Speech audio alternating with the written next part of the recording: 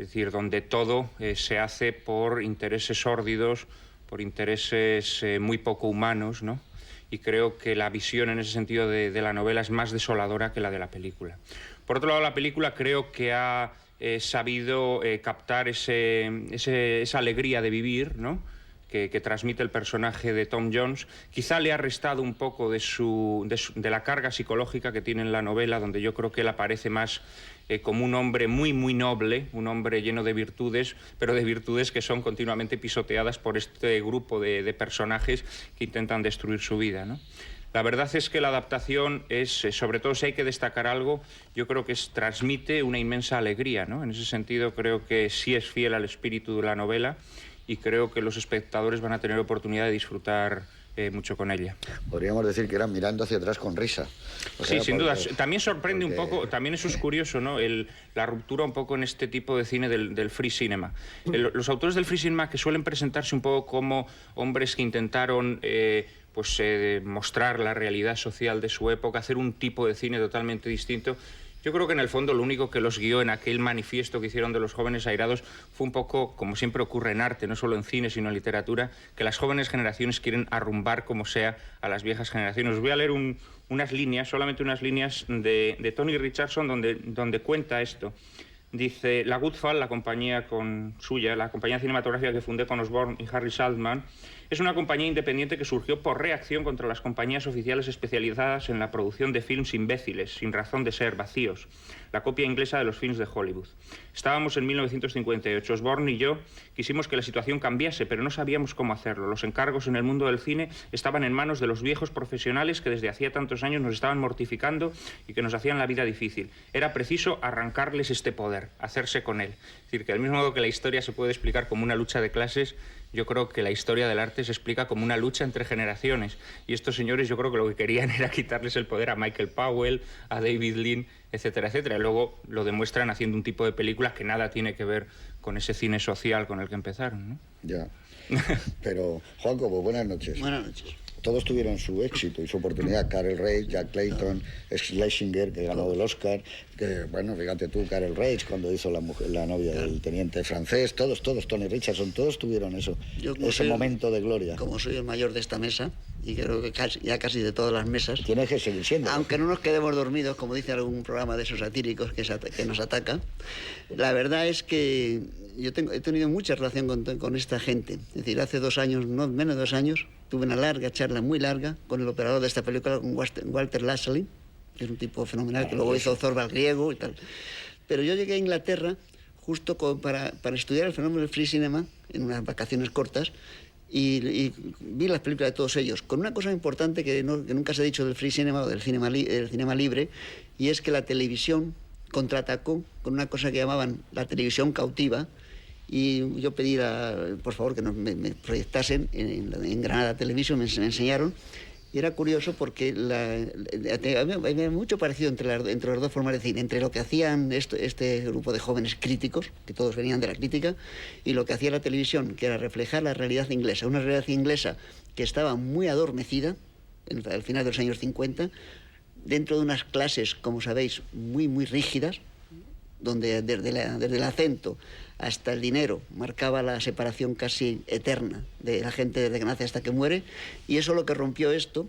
En esta película hay que tener en cuenta la irrupción del Londres de los años 60, no se entendería toda esa época ni los Beatles sin todo lo que pasó allí.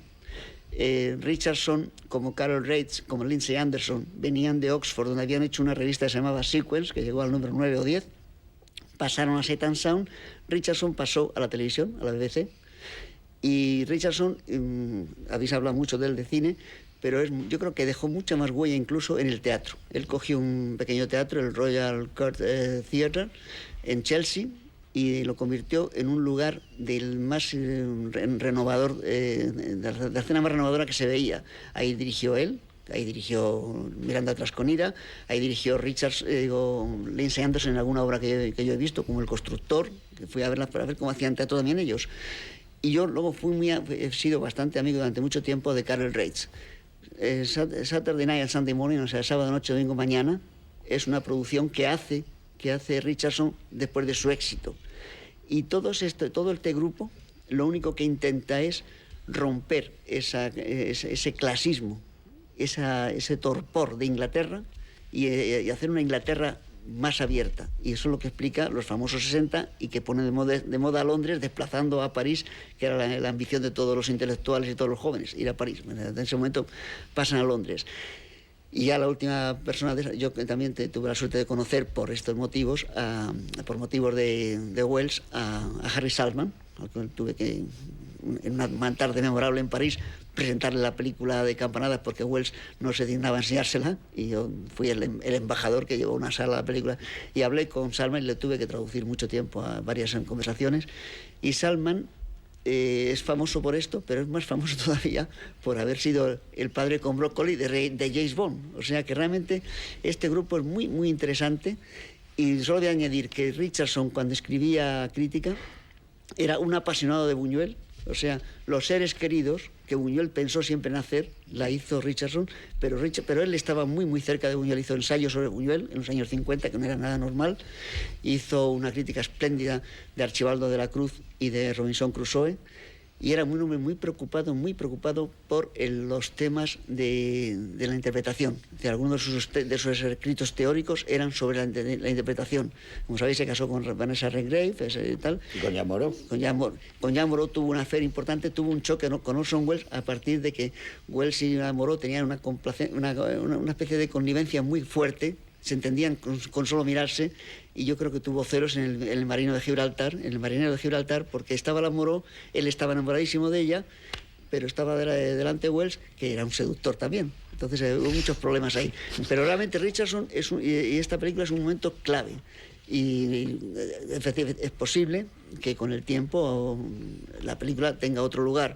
Pero yo siempre recuerdo que en Venecia hubo que verla sentados en el suelo, porque no cabía un alfiler en la sala. Yo creo que la vi con César Santos Fontenla, los dos en el suelo a las 9 de la mañana. Muy bien, bueno, estás capacitado para hacer una historia del cine británico, evidentemente. Conoces a todos y además es verdad, y los conoces de primera mano. Y bueno, y hay que decir que además en esa época salieron, al par de Albert Finney, Tom Cooney, Michael Caine, Julie Christie, fue el gran boom. Me parece que ese año en las nominaciones a los Oscar, además de las 10 que tenía Tom Jones, había nominaciones de otros actores ingleses, de técnicos ingleses. Era el gran despertar. También fue la película que clausuró el Festival de San Sebastián del año 1964, Tom Jones. Fue un suceso realmente en todo el mundo. Y pues vamos a ver ahora en qué situación está esa especie de oda festiva a la vida, a la naturaleza y a los sentidos que quiso hacer Tony Richardson junto con su amigo y socio John Osborne, uno de los grandes escritores, sin ninguna duda, del teatro inglés y un extraordinario escritor para el cine también.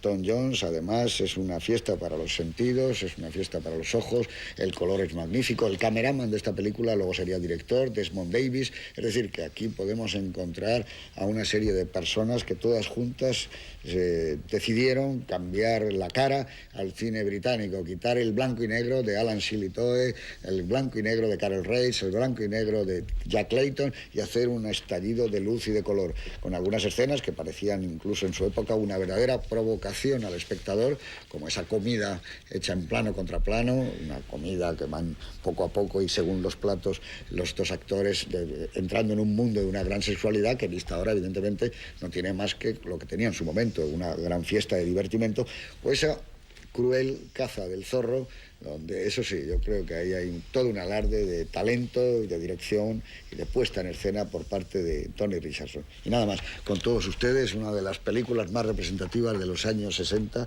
de la vida de los años 60, y que fue una metáfora, como muy bien decía Juan Cobos, de aquel Londres a donde todo el mundo acudía en peregrinación, en avión, en tren, incluso de rodillas.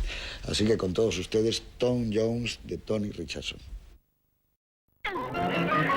Un vividor. ¡Pero si esto! Un aventurero. ¡Maldición! ¿Tom Jones? Un seductor. ¡No! ¡No me casaré con ese idiota! Una inolvidable película de Tony Richardson, ganadora de 4 Oscar. Mi padre te destrozará. No puedo separarme de ti. Tom Jones. A continuación descubre con José Luis Garci qué grande es el cine. De ver las andaduras de Tom Jones, que a mí siempre me recordaba, no sé por qué, a Dick Tracy, y a, no sé, La Cara, y también a Dick Turpin, que era uno de los héroes también, que a mí me gustaba ver mucho en los tebeos. Por cierto, yo antes en la presentación